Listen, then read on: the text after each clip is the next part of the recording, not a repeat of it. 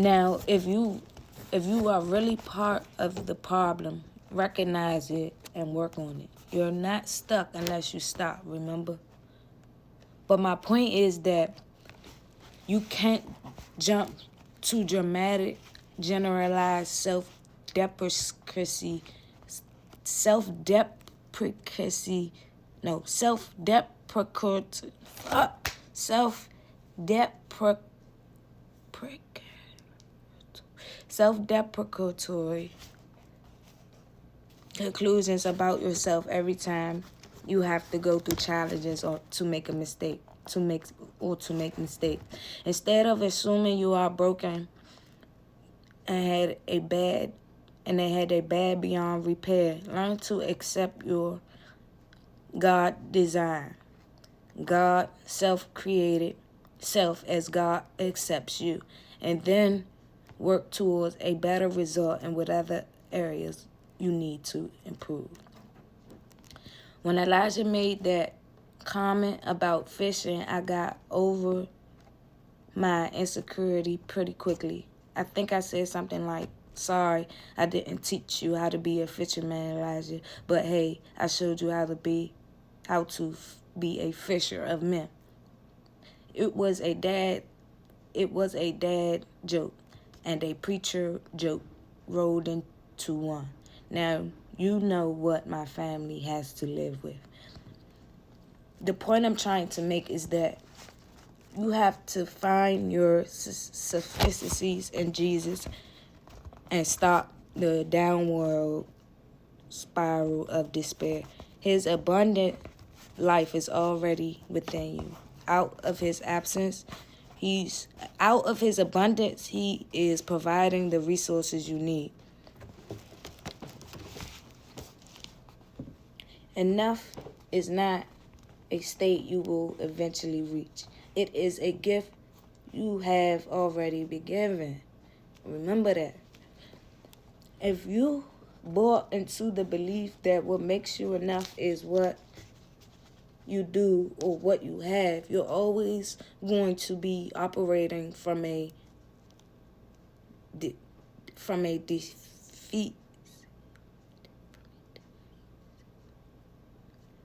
deficit, because honestly, life is too much for any of us.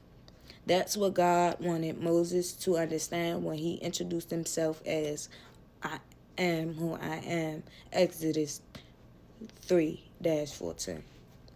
He was trying to get Moses to see that God's very nature is enough. It is enoughness. It's sufficiency.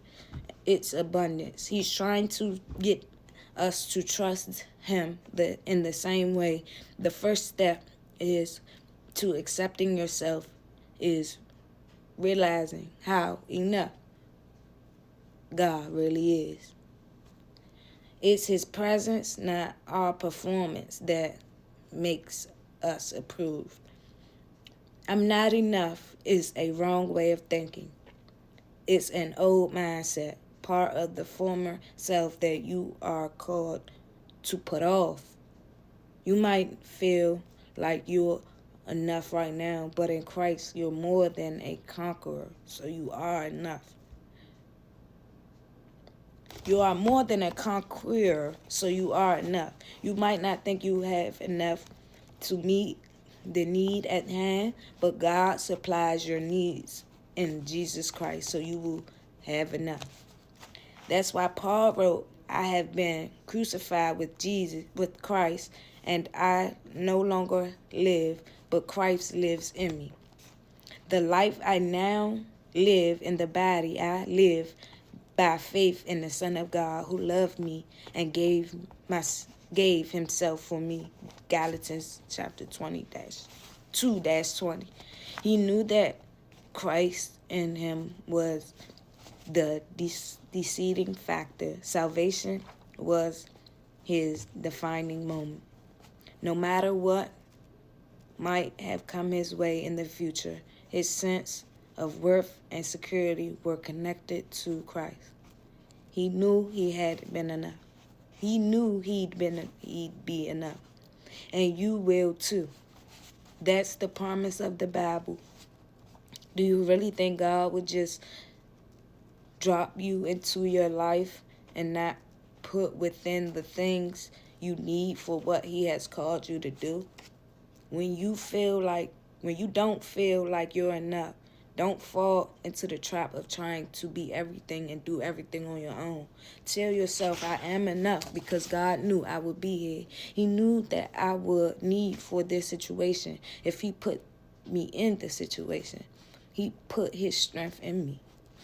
As Helen Morales said, all it takes is for 5 seconds for negativity and doubt to get into your head. Your sense of significance and worth is under constant attack by a world that doesn't know the new you. So focus less on your lack and more on God's abundance. God is enough, and he gives you enough, and he makes you enough. He fed Israel manna from heaven for 40 years. He gave them water from a rock in the desert. He told ravens to feed Elijah during a famine. I don't know how to say this word. Famine. Jesus turned water into wine at a wedding. He had a fish pay for Peter's taxes. He fed thousands of people from a little boy's lunch. He told the disciples exactly where to cast their nets, and they pulled in the biggest catch they'd ever experienced. I could go on and on. God isn't running out of resources. If he showed up for the men and women in the Bible, he'll show up for you. He showed up for me. If they asked for it, you can ask for it. If they believe for it, you can believe for it. God gives you what you want. God gives you what you want, what you need, when you need it, so that you can do what he asks of you to do.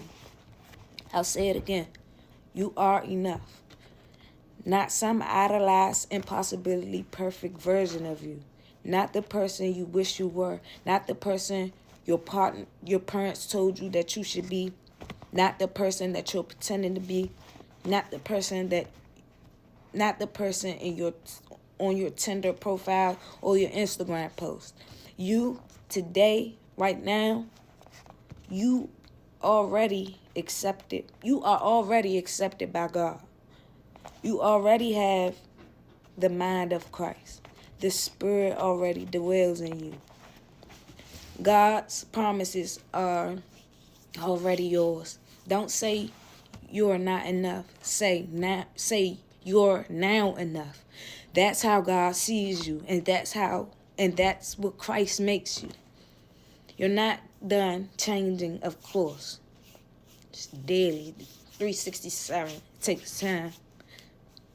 You're being confirmed and transformed into his image every day. So there's some habits and immaturities you still have to leave behind. Yes, I do.